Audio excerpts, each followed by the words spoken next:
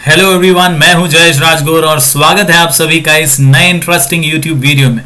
दोस्तों, आज हम पढ़ने वाले हैं 12th स्टैंडर्ड इकोनॉमिक्स का new syllabus chapter number 1 introduction to micro and macro economics. और दोस्तों, ये इस सीरीज का आखिरी आंसर है। यहाँ पर हमारा चैप्टर आज खत्म हो जाएगा। दोस्तों, अभी तक हमने बहुत सारे आंसर्स पढ़े हैं और आज का आंसर जो है it is just a comparison between micro and macro economics, और इसीलिए इसे हम इकोनॉमिक्स की भाषा में distinguish between micro and macro economics भी कहते हैं, और आप जैसा कि देख रहे हैं माइक्रो वर्सेस मैक्रो इकोनॉमिक्स भी कहते हैं। तो चलिए तेजी से जल्दी से शुरू करते हैं ये आसान सा answer, micro versus macro economics. दोस्तों, कुछ अहम बातें आपको याद रखनी है इससे पहले माइक्रो और मैक्रो के बारे में। सबसे पहले माइक्रो ये स्मॉल यानी स्मॉल इंडिविजुअल यूनिट्स के बारे में स्टडी करता है, और मैक्रो जो है दूसरी तरफ वो लार्ज एग्रीगेट्स को स्टडी करता है। सिमिलरली एग्जांपल्स के तौर पर आप याद रख सकते हैं कि माइक्रो जो है वो एक ट्री की स्टडी है, वेराज मैक्रो जो है ये एक फॉरेस्ट की स्टडी है। तो इस तरह से अगर ये कुछ अहम बातें आप याद रखेंगे तो ये आंसर आपके लिए काफी आसान हो जाएगा।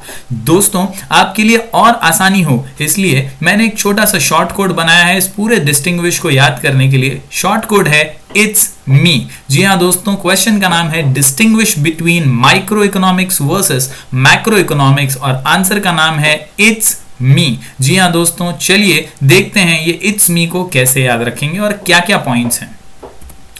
देख सकते हैं आप इट्स मी में सबसे पहला पॉइंट है आई फॉर इंपॉर्टेंस, फिर थियरी, टी से tools, S for scope, M for meaning, E for examples. Once again I'll repeat, question का नाम है distinguish between micro and macro economics, answer का नाम है it's me।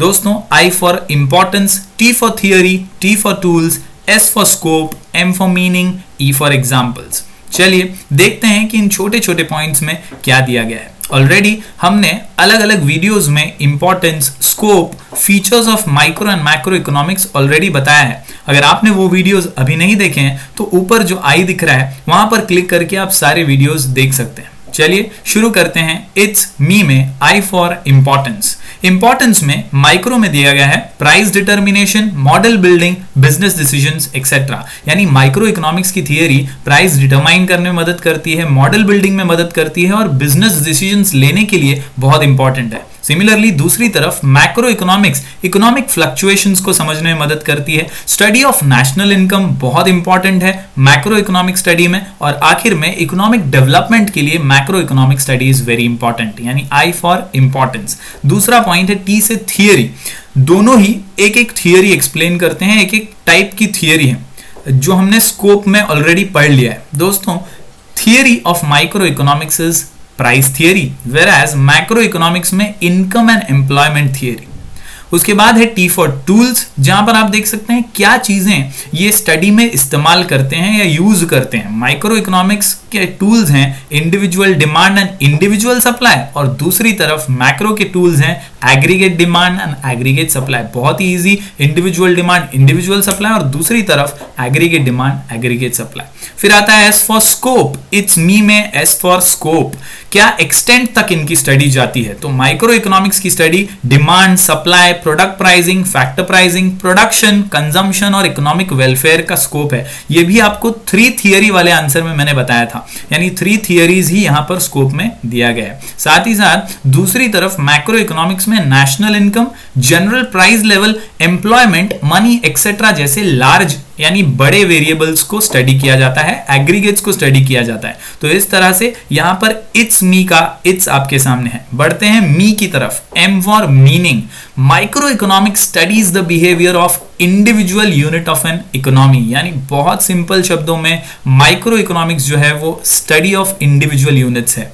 उसके ऑपोजिट मैक्रो इकोनॉमिक्स जो है it studies the behaviour of aggregates of the economy as a whole, यानी एक ग्रुप की तरह, एक समूह की तरह ये पूरी इकोनॉमी को स्टडी करता है। लास्टली कुछ एग्जांपल्स में माइक्रो में इंडिविजुअल इनकम, इंडिविजुअल आउटपुट, और दूसरी तरफ नेशनल इनकम, नेशनल आउटपुट। तो इस तरह से ये पूरा आंसर काफी छोटा सा, काफी सिंपल सा है। क्वेश्चन का नाम distinguish between micro and macro, and answer का नाम इट्स मी। देखिए दोस्तों, इस तरह से हमारा यहाँ पर पहला चैप्टर खत्म हो जाता है।